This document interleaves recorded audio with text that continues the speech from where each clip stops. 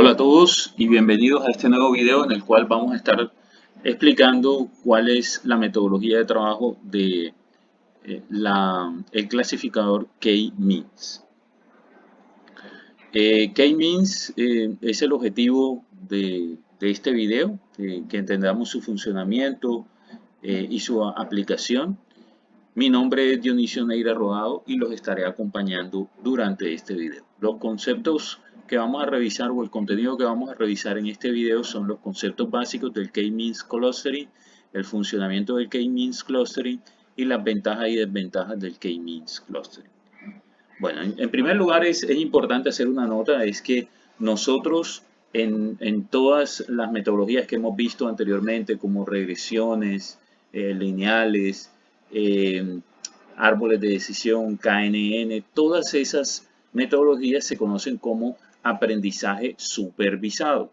¿Por qué aprendizaje supervisado? Porque nosotros tenemos cuál es la respuesta correcta para cada una de las instancias del problema, ¿sí? Entonces, ya yo sé que un paciente está enfermo o no, ya yo sé que el valor de, digamos, de la variable que me interesa predecir es 550 unidades, etcétera, etcétera, etcétera. O sea, yo conozco el valor real de cada una de las instancias.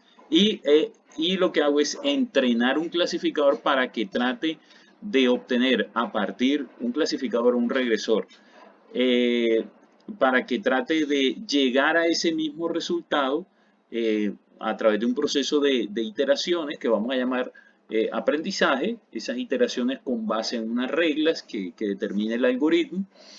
Y finalmente, pues él crea una regla que le permite a él aproximarse al resultado real. En algunas ocasiones coincide, en otras ocasiones no coincide, pero está muy aproximado al valor real. Sí, pues hicimos bien el trabajo de entrenar y de preparar los datos para el entrenamiento del clasificador. Eso se conoce como aprendizaje supervisado.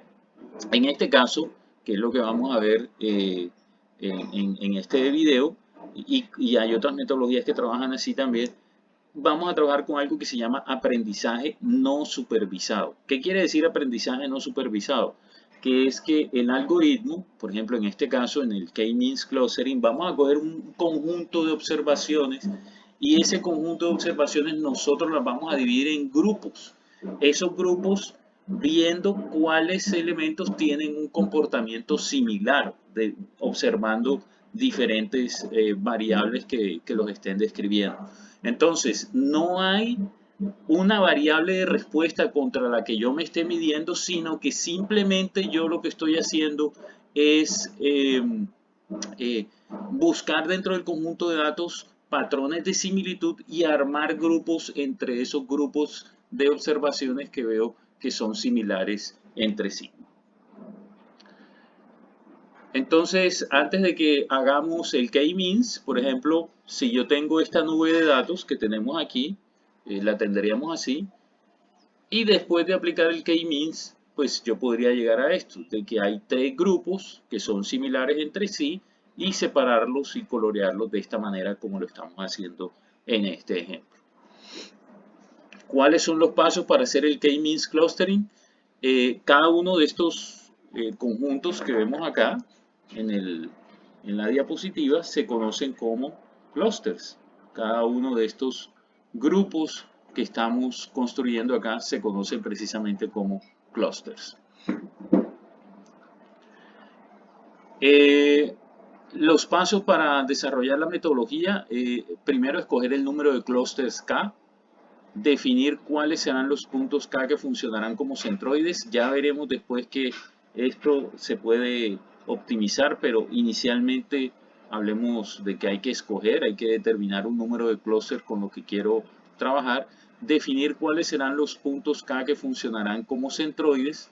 Esos puntos no tienen que ser un punto específico de los puntos de la nube de datos, puede ser un punto que no esté en la nube de datos, ahora lo entenderá mejor. Asignar cada punto al centroide más cercano calcular y determinar el nuevo centroide de cada clúster y reasignar cada observación al clúster más cercano. Si ocurrió alguna reasignación, volver al paso contrario, y de lo contrario, pues terminamos las iteraciones y ahí quedan finalmente los clústeres de la nube de datos y qué observaciones pertenecen a cada uno de esos clústeres. Entonces, el paso 1 es escoger el número de clústeres. En este ejemplo que estamos mirando aquí, para hacerlo más sencillo, ya yo les estoy diciendo que el número de clústeres va a ser 2. K va a ser igual a 2. Entonces, en el paso 2 me dice definir cuáles serán los puntos K que funcionarán como centroides de cada uno de los clústeres. Y no tiene que ser un punto definido del conjunto de datos. Es decir, yo puedo coger un centroide aquí y otro aquí para arrancar y después el proceso va iterando hasta que llega a los mejores centroides posibles. En este caso en particular, pues coloqué un centroide aquí y el otro acá. Miren que no coincide con ninguno de los datos. Asignar a cada punto al centroide más cercano. Entonces yo ahora tengo que asignar cada uno de estos puntos al centroide más cercano para decir que pertenecen al conjunto verde o al conjunto rojo. Ese proceso, pues para hacerlo, nos tocaría trabajar con distancias euclidianas, pues aquí como hemos hablado otras veces, puede ser distancias euclidianas, distancias Manhattan, otro tipo de distancias. En este caso vamos a trabajar con distancias euclidianas simples, entonces como para tratar de simplificar, si yo trazo una línea que hunda estos dos puntos, una línea recta, y a mitad de camino de esa línea trazo una línea perpendicular, esa línea perpendicular me estará indicando qué puntos pertenecen al color verde y qué puntos pertenecen al grupo rojo. Entonces eso es lo que vamos a hacer, trazo mi línea, trazo la perpendicular a mitad de camino y eso me está diciendo que los puntos que están a la izquierda de la línea, es decir, estos puntos que están aquí, van a ser parte del clúster verde y estos puntos que están acá van a ser parte del clúster rojo. Quito la línea, vamos a colorear nuestro conjunto de puntos, entonces ya quedaron estos verdes y estos de acá quedan como rojos. Ahora viene el paso 4, que es calcular y determinar el nuevo centroide para cada clúster. Entonces, ya yo tengo definido cuál es los datos que pertenecen al grupo verde y al grupo rojo. Tengo los centroides que yo trabajé originalmente, pero ahora estos centroides no son los centroides reales. Centroides viene a ser como el centro de masa de todos estos puntos. Entonces, el centro de masa de estos puntos no va a estar por acá. El centro de masa de estos puntos debe estar aproximadamente por aquí y el centro de masa de estos puntos debe estar aproximadamente por acá. Entonces, eso es lo que vamos a hacer ahora. Vamos a mover cada centroide original al centroide actual teniendo en cuenta cómo quedaron los puntos asignados. Entonces eso es lo que estamos haciendo ahí, ya lo movimos, estamos confirmando que esa es la nueva posición y ahora lo que vamos a hacer es trazar nuevamente nuestra línea entre los dos puntos, trazar la perpendicular y ver si hubo algún cambio en la asignación de los puntos, digamos que unos pasen de ser verdes a rojos y unos que pasen de rojos a verdes. Entonces vamos a ver eso, borro mi línea, empiezo el proceso, trazo la línea, trazo la perpendicular y como vemos, cuando yo trazo esta perpendicular a mitad de camino, aquí hay un punto que era rojo y ahora va a cambiar a verde y aquí hay dos puntos verdes que van a cambiar a rojo. Entonces coloreo esto de verde y ahora esto lo voy a colorear de rojo, perfecto. Entonces ahora con esta nueva asignación que quedó acá, estos son los puntos rojos, estos son los puntos verdes, debo calcular el nuevo centroide de esos puntos. Entonces este centroide seguramente se correrá un poco hacia acá y este un poco hacia arriba para representar como el promedio de todos esos datos del grupo que se ha determinado que es cada punto. Estos son los del grupo rojo y estos son los del grupo verde. Efectivamente, empezamos el proceso de mover nuestros centroides. Esas son las nuevas posiciones. Hacemos lo mismo, trazamos una línea, trazamos la perpendicular. Entonces ahora vemos que este punto queda reasignado nuevamente, ya no es verde, sino que va a ser rojo. Y de este lado todos siguen verdes. Lo coloreamos. Entonces volvemos a hacer lo mismo, hay que recalcular los centroides. Entonces movemos a sus nuevas posiciones. Los centroides quedan en estas nuevas posiciones. Y hacemos el mismo proceso, unimos los nuevos centroides con una línea recta, pasamos a mitad de camino una perpendicular a esa línea que los une y finalmente llegamos a que esta es la clasificación definitiva. Estos son los puntos que van a pertenecer a la clase verde y estos que van a pertenecer a la clase roja. Estos son puntos que son similares entre sí y estos similares entre sí. Este mismo proceso, así, aquí lo hicimos en 2 dimensiones para facilitar la explicación, pero es lo mismo si fueran 10, 15 dimensiones, el proceso es similar.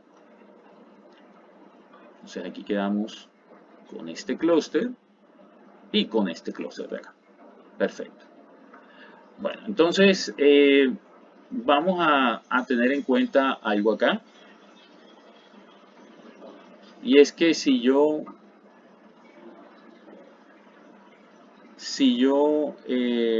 tengo estos 3 grupos aquí donde claramente vemos que tenemos 3 clústeres, ¿sí? Entonces aquí se los voy a separar y a mostrar adrede así tan claramente para que quede evidencia de los 3 clústeres, el clúster rojo, el verde y el naranja. Entonces aquí les llamamos C1, C2 y C3. Entonces la idea es que nosotros ahora que estamos terminando de identificar cada uno de los aspectos que están en el diagrama, pues vemos que aquí están los 3 centroides pertenecientes o representando cada uno de los clústeres, clúster 1, clúster 2, clúster 3.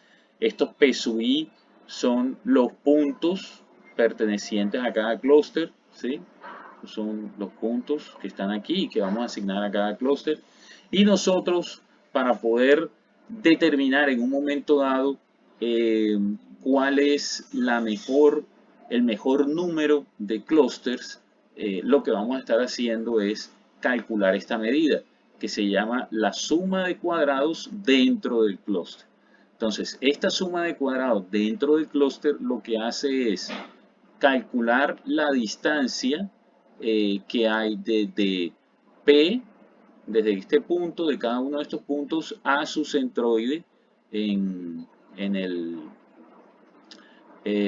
al que pertenece o al centroide de este clúster, lo mismo en este caso y lo mismo en este caso. Estas son las sumas que tenemos aquí. Esta es la suma de cuadrados dentro, esa distancia pues se le va al cuadrado, entonces esa suma al cuadrado que está aquí es la suma de todos estos puntos en cada uno de los clústeres. Entonces para el clúster 1 vendría a ser con estos puntos, para el clúster 2 con estos puntos y para el clúster 3 con estos puntos. La distancia de cada punto al centroide y esa distancia pues se eleva al cuadrado. Eso es lo que vamos a tener ahí.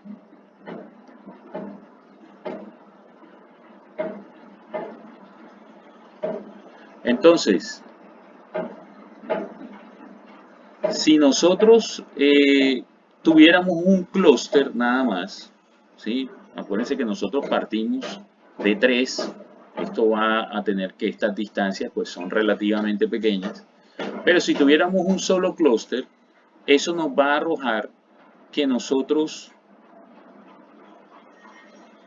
espérense un momento, eso nos va a arrojar que nosotros acá vamos a tener en ese clúster, que es con este centroide, nos tocaría que cada punto midiéramos la distancia hasta ese centroide único, ¿sí?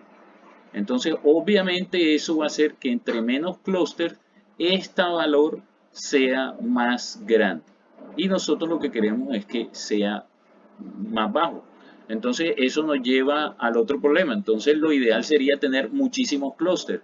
Pues se podría interpretar de esa manera.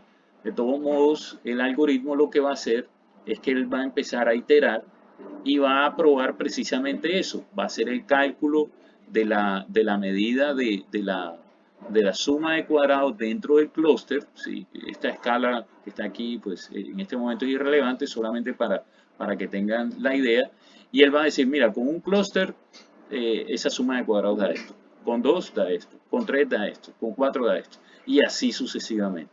Este gráfico que está aquí se conoce la gráfica del codo, o se trabaja con el método de determinación del número de clúster del método del codo. ¿Qué es el codo? El codo simplemente es este punto donde cambia de una manera importante la pendiente y ya la ganancia de información no es importante, o sea, no hay una diferencia significativa de pasar de 3 a 4 clústeres. Miren que el valor casi es el mismo. Entonces, ya esto no está aportando información relevante adicional y lo que va a hacer es que me va a complicar a mí el análisis porque entonces ya me toca analizar, por ejemplo, acá 8 clústeres y aquí con 3 puedo tener un análisis bastante significativo de todos los datos, pues simplemente agrupándolos con 3 clústeres. Entonces el algoritmo es el que hace este proceso, ¿sí? Él va iterando, va probando y te muestra a ti